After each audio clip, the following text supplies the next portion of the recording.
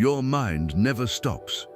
It thinks while you eat, it thinks while you drive, it thinks when you're trying to fall asleep, it even thinks when you desperately want it to stop. Eventually, all that thinking stops being productive and becomes a prison without bars that you've built yourself, one thought at a time. What I'm about to share isn't another breathing exercise from a mindfulness app, and it's not generic advice you've already seen 100 times online. These are 5 practical strategies backed by both modern science and thousands of years of human wisdom that genuinely help when your mind refuses to quiet down. Stay until the end, because the 5th one is both the most powerful and the one people overlook the most. Number 1. Write down what's eating you alive. A chaotic mind is a mind filled with unfinished thoughts. Ideas come in, spin around endlessly, and never leave. The problem isn't that you have these thoughts. The problem is that you keep them trapped inside without giving them an outlet. Writing about what you're feeling isn't some teenage journaling exercise. It's actually one of the most researched psychological tools for calming the nervous system. When you take a thought out of your head and put it on paper, it stops being a vague threat floating around in your mind. Instead, it becomes something tangible, something you can look at, examine, and eventually let go of. Marcus Aurelius ruled the most powerful empire in the world, yet he still made time every single day to write down his thoughts, not to publish them, but simply to empty his mind. What we now know as meditations was never intended for anyone else. It was written for himself alone. That says everything. You don't need to write beautifully, you just need to write honestly. Number 2. Move your body, even when you don't feel like it. When your mind is overwhelmed, the last thing you want to do is move. That's exactly why you should. Exercise isn't just good for your body. It's one of the most effective interventions we have for a brain under stress. When you move, your body releases BDNF, a protein neuroscientists often describe as fertilizer for the brain.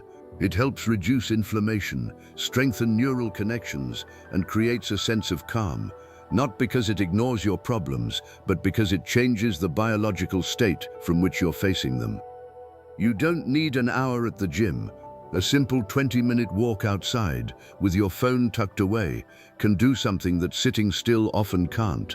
It pulls your body out of the frozen state that chronic stress creates. Epictetus believed the body and mind were inseparable, that neglecting one meant neglecting the other. Nearly 2,000 years later, neuroscience keeps proving him right. Number 3. Stop feeding the thoughts that hurt you. This part can be uncomfortable because it requires complete honesty. A significant portion of your mental suffering isn't happening to you. You're creating it yourself. The mind has a destructive habit known as rumination. It grabs onto a painful thought and replays it over and over again, as if thinking about it enough times will somehow solve it.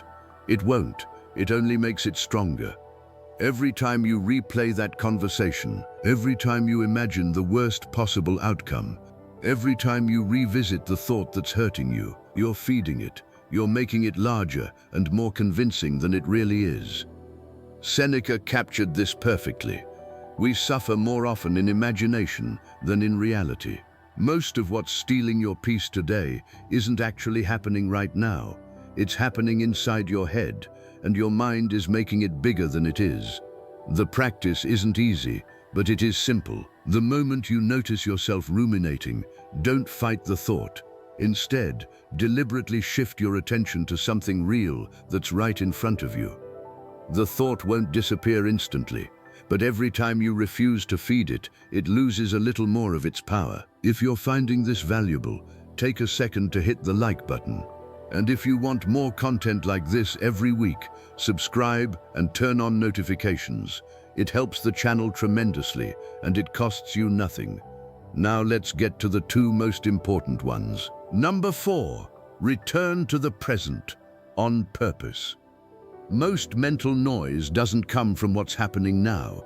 It comes from a past you can't change or a future you can't control.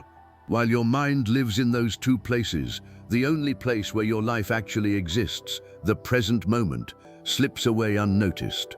Marcus Aurelius wrote something I've never forgotten. Confine yourself to the present. That wasn't spiritual poetry. It was practical advice from someone responsible for leading an empire without losing focus. Coming back to the present doesn't require an hour of meditation. It only takes a moment of intention. Look around and name 5 things you can see. Feel your body resting against the chair. Listen carefully to the sounds in the room around you. These aren't insignificant exercises. They're powerful ways to shift your brain out of survival mode and back into reality. The more often you practice returning to the present, the less time your mind will spend trapped in the places that hurt it the most. Number 5. Accept what you can't control and truly let it go. This is both the hardest lesson and the most life-changing one. A huge amount of anxiety comes from trying to control things that were never yours to control. What other people think about you, whether everything will work out, whether someone else will change, whether a situation will improve. You can't win that battle because the outcome doesn't belong to you. Yet countless people spend enormous amounts of mental energy fighting it every single day. Epictetus built his entire philosophy around this distinction. He lived it under the harshest circumstances imaginable. As a slave, he controlled almost nothing about his external life. Yet he became one of the freest men in Rome because he understood with absolute clarity what belonged to him and what didn't. What belongs to you? Your choices, your effort, your attitude, your response. What doesn't? The outcome. Other people's opinions, their behavior, time, the economy, the past. Letting go isn't giving up. It's refusing to waste your peace fighting battles that were never yours in the first place. And when you finally do, when you truly let go, your mind no longer has anything to wrestle with. That's when real calm begins. Let's review the 5 principles. Write down what's weighing on you. Move your body. Stop feeding harmful thoughts. Return to the present. Let go of what you can't control. I'm not asking you to master all 5 overnight. I'm asking you to choose just one today and practice it consistently until it becomes part of who you are. Because a peaceful mind isn't a luxury, it's the foundation for everything else. Your health, your relationships, your work, your happiness. Everything grows from the quality of your inner world. As Marcus Aurelius reminded us, peace doesn't come from external things, it comes from within.